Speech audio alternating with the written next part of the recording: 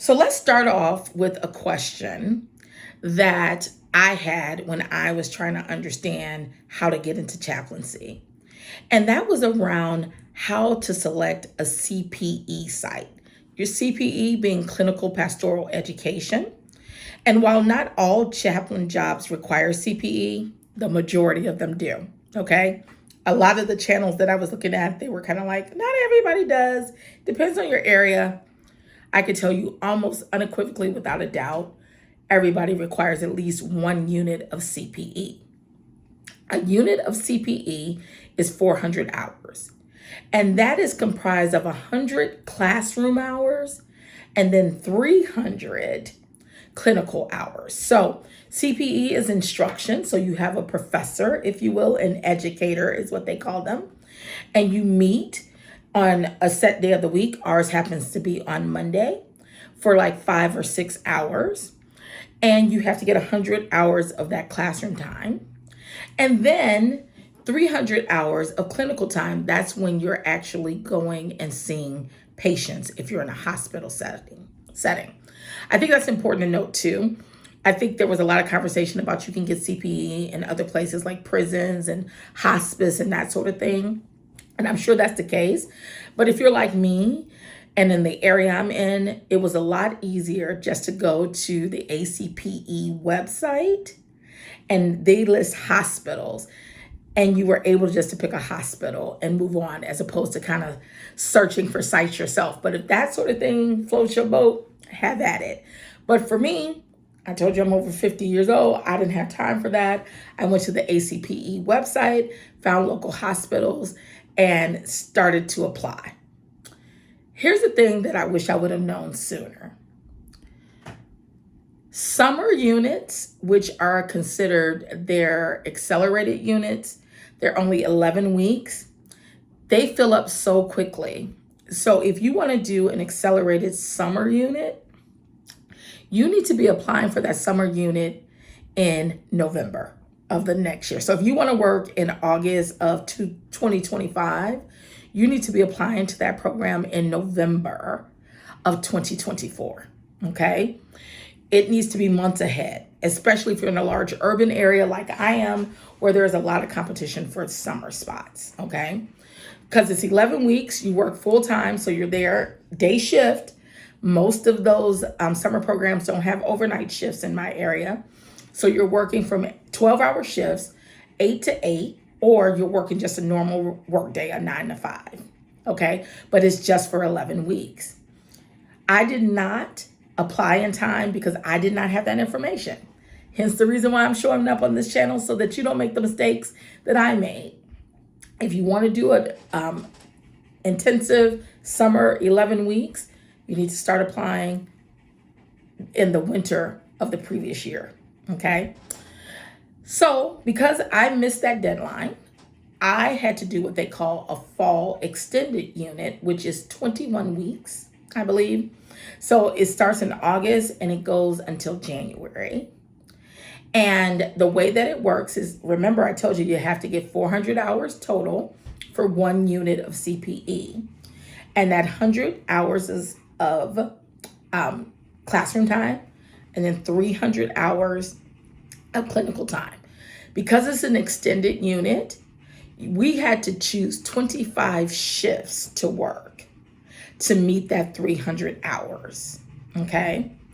And that's what we did today. We picked our shifts. We started that process of picking all the shifts we wanted to work. Now, here's what's up with the shift piece of it. Let me talk a little bit. And again, this is what I perceive to be the case. So, I think they have interns, because that's what they call you when you're in CPE as an intern, your first unit, because you could also be a resident, and we'll talk about that later.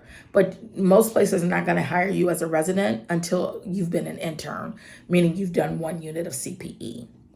I think they utilize us to work the shifts that staff chaplains and residents don't want to work, because who wants to work weekends? Lights, nobody. Who wants to work weekends and who wants to work overnights? Most people don't. So those are the shifts that we're picking up to get that 300 hours. So the nugget I want you to take away, because I also want to keep these videos as short as possible, is deciding, do you want to do a 21-week extended? Or do you want to do condensed, work it full time and get that unit done and over with so that you can move on to the next step? If you want to do extended, applying a couple of months beforehand, you'll probably be able to get a spot. Here's the other thing I want to talk about. In my area, and I am in a major metropolitan area, it's not that much competition. It made it seem like, and this is good marketing, and I come from owning a business and being in sales, so I understand a good marketing plan.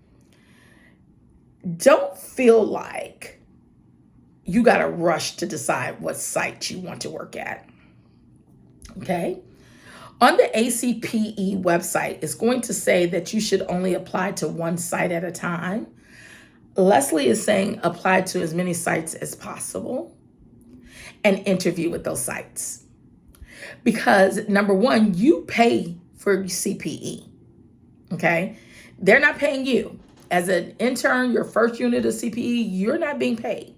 You're paying them.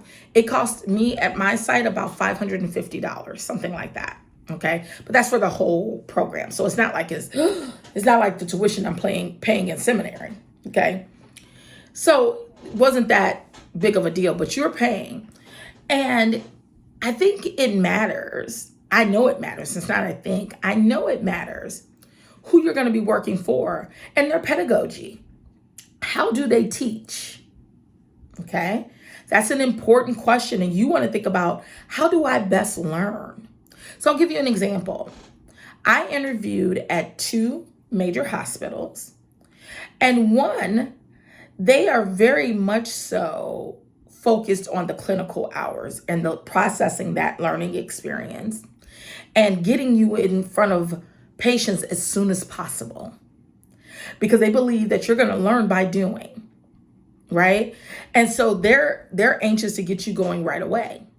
Well, the hospital that I settled at, that I decided to do my CPE at, they are very known for their academics. And this approach is very academic. So where the one hospital, when I had my interview, they took me on a tour of the hospital that day. Whew, child, I was tired. I knew that day I needed some better shoes, okay? Because these hospitals are huge. But they took me on a tour of the hospital. They pointed out key people, all of the things, because that was a cue that you're going to be hitting the grind. And so you really want to see. Whereas with the position I'm in, they never even showed us the hospital until after we started 2 days ago. We never even saw the hospital, y'all. So that just kind of gives you cues of like, what is their approach to learning? What do they think is the most important?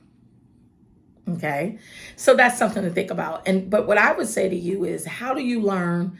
How do they teach? And is that conducive? And what do you feel about your supervisor's personality? Is this someone you're going to be able to work with for 11 weeks? 21 weeks?